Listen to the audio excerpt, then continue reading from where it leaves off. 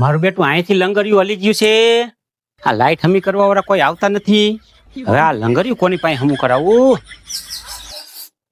કેમ કરું? Line ભગાને phone કરું. ભગવો સરપંચ થયો છે, આપણે હાટું થયો છે. ભગાનો ઉપયોગ તો કરવો જોઈએ ને. હમણાં 5 વર્ષ પૂરા થઈ જઈશ મારા દીકરાને. હાલ ભગા સરપંચ. એ બોલો ભૂરા કાકા, શું લેવા ફોન કર્યો? હવે એક તારા જેવું કામ હતું એ તમારે જે કામ હોય કાકા ફટાકે બોલો. મારે કેટલાય કામ હોય પંચાયતના. તમારી જોડે નવરી બજાર નથી હું. એલા કાકા, મારે લાઈટ વહી ગઈ છે. આ તડકા બહુ પડે છે, ગરમી છે, તો અહીંથી છે ને કોકે લંગરિયું મારું હલાવી દીધું છે. તો જરાક લાઈટ હમી કરી જાય ને બટા.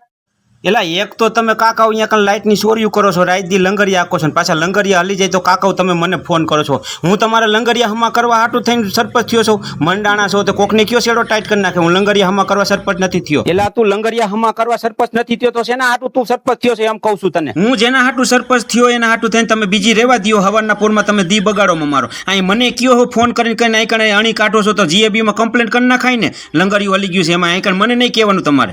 એલા અમારે ડાયરેક્ટ થોડી GAB માં કમ્પ્લેન કરાય. અમારે તો ડાયરેક્ટ તને જ કહેવાનું હોય ને ભગા. તું અમારો સરપંચ છો ભાઈ. હવે સરપંચ ને જ કહેવાનું હોય લંગરિયા હલી જાય તો. લાઈટ ખોટવાઈ જાય ને તો GAB માં ફોન કરવાનું હોય સાહેબોને, લાઈટ વાળાને. પણ લંગરિયા હલી જાય તો સરપંચ ને જ કહેવાનું હોય. હવારના પોરમાં શું તમે મગજ ફેરવતા છો કાકાઓ? તમને વાંધો શું મારી એરી ખબર પડે મને. કાકાઓ પેટ્રોલ નથી, કેરોસીન નથી, સાણા બર્તન નથી, હવે તમારું લંગરિયું હલી ગયું. તમે લંગરિયા નાખવાટાને મને પૂછ્યું તું કે હું લંગરિયું નાખું છું. તમારે આવા ફોન કાકા મને નહીં કરવાના હો. મારે કેટલાય પંચાયતના કામ હોય. તમારે કોઈને નવરી બજાર નથી. હવે તું બીજી બધી રેવા દે. તું ક્યારે મારું લંગરિયું હમું કરવા આવે? સાંભળે તું બીજી કઈમાં બધી ખબર જ છે ભાઈ મને. કાકા એક કામ કરો, તમે અત્યારે ફોન મૂકો. મારે પંચાયતના કેટલાય કામ હોય. હું તમારી કોઈને નવરી બજાર નથી. અને લંગરિયાની વાત રહી ને તો લંગરિયા તમારે આજે હમણાં નહીં થાય, કાલે નહીં થાય. તમે એવું લાગે ને તો લાઇટવાળા સાહેબને ફોન કરો 119 નંબર માંથી. બાકી તમે મને ફોન કરતા નહીં. એમ નહીં, લાઇટવાળા સાહેબને મારે કમ્પ્લેન કરવી પડશે. તારી તને કહું તો નહીં હાલે. તું કહી દે ને ભાઈ.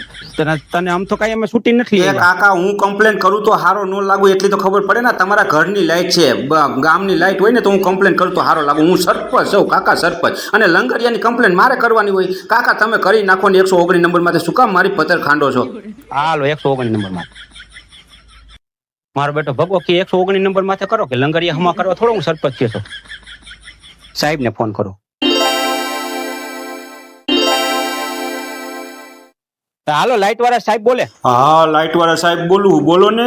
એ અમારા ગામનો ભગવો સરપંચ રહ્યો ને કાકા બોલું. ભૂરા કાકા. એ અમે ગામના સરપંચોને ઓળખતા જ હોય એટલે સરપંચ ફરપંચની ઓળખાણ દેવાનું બંધ કરો અને તમારે કામ શું છે ઈ કયો.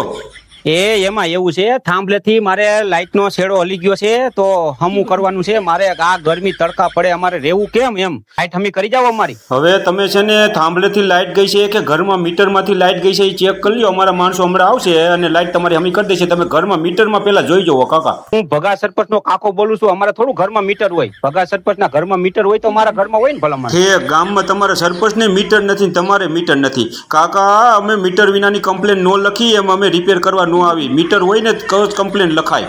અમે મોઢે કહી દે એટલે કમ્પ્લેન લખી નાખવાની હોય. એવું થોડુંક મીટર વિના કમ્પ્લેન ન લખાય. એલા તમે મગજના સકડા ફેરવવામાં એમ મોઢેથી કમ્પ્લેન નું ન લખાય. બિલ નંબર જોઈ કાકા, બિલ નંબર. બિલ હોય ને તો દિયો એટલે કમ્પ્લેન લખી નાખી. બાકી મોઢેથી કમ્પ્લેન નું ન લખાય. ભગા સરપંચનો કાકો ભૂરા કાકા બોલું છું. એની જેટલી શાખા હોય ને એટલી એની કાકાની શાખા હોય ભલામણ. હવે ઘરમાં મીટર હોય તો મારે બિલ આવે ને. મને બિલ હોય તો તમને બિલ નંબર દઈ ને એમને કમ્પ્લેન છે ને લખાવી. લખી નાખો ભગવો સરપંચ, વાંહે લખી નાખો ભૂરા કાકા. હવે તમે ફોન મૂકો નકર પછી છે ને મારે તમારી કમ્પ્લેન કરવી પડશે. કાકા તમારી શાખા હોય તો તમારી શાખા તમારી ઘરે રાખો ને. તમારા ઘરમાં મીટર નથી, બિલ નથી આવતું તો તમે લાઈટ ક્યાંથી લીધી છે? ક્યાંથી લાઈટ લીધી કયો જીન? હવે લંગરિયું નાખીને લાઈટ લીધી છે.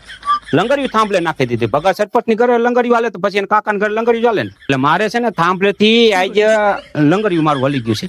એટલે લંગરિયું હમું કરવા તમે ક્યારે આવો છો? બીજું રેવા દો તમે. હું ભગા સરપંચનો કાકો બોલું. એ જે સરપંચનો કાકો બોલતો હોય ખોટી ઓળખાણ દિયોમાં. અમારે એવી ઓળખાણની જરૂર નથી. અને લંગરિયું નાખ્યું છે ને તો તમે કાકા અમને રેવા દો. અને યાની કોકનાથી થાય તો હમું કરી નાખો. અમને રેવા દો. અરે સાહેબ શું વાત કરું તમને. લા ભલામણા એ અમારા ગામના છે ને માણસો લંગરિયા હમા કરવા હાટું થઈને થાંભલે નથી ચડતા. એટલે તો તમને અમારે કમ્પ્લેન કરવી પડે છે કે તમને કમ્પ્લેન કરીને તો તમે ગાયો આવીને અમારે લંગરિયા હમા કરી જાવ એમ. અમારે કાયદેસરની લાઈટ હોય તો ગમે તે હમી કરી જાય. લંગરિયા હમા કરવા એટલે લોઢામાં સૈણા છે.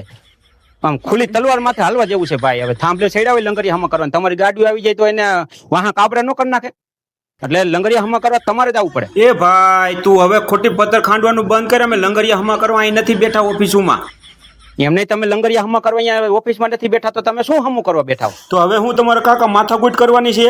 કાકા લંગરિયા હમા કરવા અમે બેઠા છે અહીંયા, માથાકૂટ કરવી છે તમારે? હું ભગા સરપંચ નો કાકો બોલું છું. માથાકૂટ તો થઈ છે જ. લંગરિયા હમા કરવા કર્યા આવો છો તમે? નકર હમણાં બધાને પટા ઉખેડ નાખશું હો, હમણાં ભગાને કહું એટલે. હવે તમારે થાય કરી લ્યો, તમારા ભગા સરપંચને કહી દો ને એના બાપાને કહી દો, અને પટ્ટા ઉખેડવાની વાત તો એક બાજુ રહી. હવે તો તમારું લંગરિયું હમું અમે કરવા આવી છીએ, 10-12 ગાડીઓ આવે છે ને તમને હમા કરી જાય. જોવો તમે ભાઈરે કરી, આ તો મને હમું કરી જશે. લોઢામાં લીટો નથી, આ તો હવે વાહામાં લીટો થઈ છે.